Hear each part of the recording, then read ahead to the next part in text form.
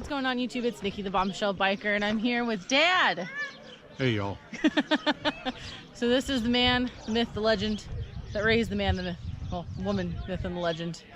You know, whatevs. And so today we're just walking around. We rode up to Pioneer Town. Figured I would ask some questions, so I'm going to point the camera at him because I don't like being in front of the camera. He doesn't mind, and if he does, I don't really care. So we'll ask some questions. So Dad. Yeah. How do you feel about having two girls that ride motorcycles? Pretty cool. Yeah? Yeah. Pretty proud? Very much so. Yeah. Good. And they ride better than most men. All right. That's right. Let's see. When did you start riding motorcycles? Oh, about 5 years old. Which was a long ass time ago. What was your first bike? Do you remember, like, your first street bike? First street bike was a Honda Twin Star 185. Yeah, remember that bike well. And what are you riding now? I ride a 2007 Honda VTX 1800 Neo model. Very nice. And you want to give a little backstory on why that bike's special? So that motorcycle belonged to Greg Wilhite, who was my best friend. He battled cancer for 5 years. Tried probably 6 different varieties. Most people don't need to do that. When he got close to time for passing away, I had the opportunity to purchase that bike from him. I was quite honored to have that bike. Mm-hmm. He's been gone for 5 years now. I've still got the bike. It's still going strong. So let's see. You and Mom have ridden all over the country. Yeah. What's been your favorite ride? Probably the 2 weeks we did cross country, where we rode from downtown Indio, left, rode out. Our first stop was El Paso, Texas, some 900 plus miles later. That was day one. We went up to Carlsbad Caverns in New Mexico, back down into Texas. Day two, spent 3 days in San Antonio, on to New Orleans, and then up to St. Louis to stay with family for a week out in Missouri. Back home from there, so that was 4,000 miles in 2 weeks. Awesome. And what's been your favorite solo ride? Favorite solo ride? Without a doubt, Tombstone, Arizona. Love Tombstone, love the people. Probably the best time I've ever had there was just on the road with a brother Max. Pitched the tent side of the road and commenced the party for 2 days. And then, let's see, so you have had us involved in a lot of motorcycle clubs and all that fun stuff, and we were never in any like 1%er groups, or not even motorcycle clubs, not even the right way to say it. It'd be like a riding club or a social club, right? We did riding clubs. We did Southern Cruisers for probably 7 years. I was the first officer for the Coachella Valley chapter for 5 years. Southern Cruisers is a family organization. Does a lot of good work with St. Jude's. And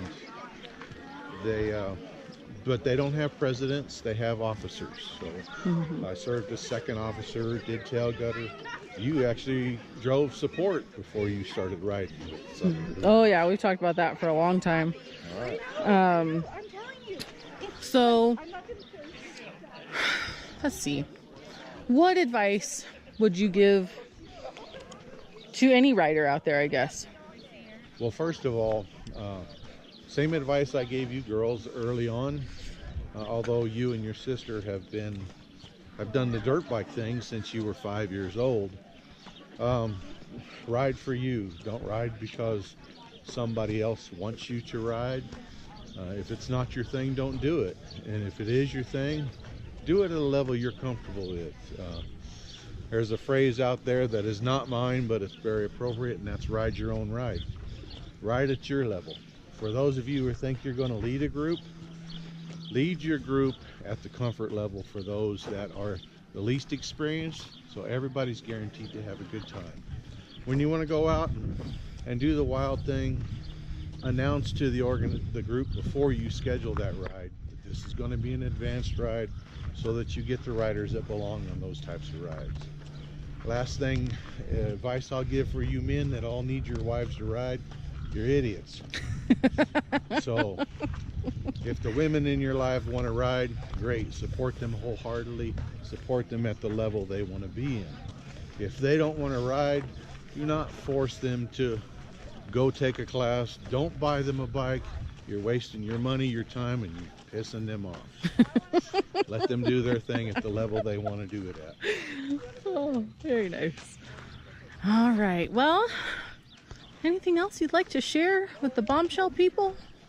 Oh, thanks for supporting Bombshell and the Bearded Biker. Bobber. That guy. Yeah. Bearded Bikers in Pennsylvania. Yeah, He's very well, nice, though. Okay, the bobber guy is all right. Other than that, be safe. Rubber side goes down. All right, so I just kind of figured it'd be a fun little get to know us thing. And my dad was a big part of the reason I started riding. And my sister, who couldn't ride with us today, she got a sick kiddo at home. But I remember coming up here. We're at, little background, we're in Pioneer Town up in, is this considered Yucca or like actually just Pioneer Town?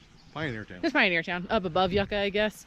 I'm here with that guy right there, my dad, and Miss Joan over here, my dad's fiance, and we're just kind of hanging out. We went to Pappy and Harriet's, and that was always a lot of fun. I've been coming here since I was a kid because, you know, kids in bars is where we belong. No problem there. So, but yeah, so just wanted to do a quick little walk around, ask my dad some questions. I kind of thought that'd be cool for people to see because I've talked about him a lot, and he really is a real person, I swear. So I'm gonna leave it there. We're gonna get back on the bike and all that fun stuff, but just want to remind everybody, stay safe, stay sassy, have a great one, guys. Bye.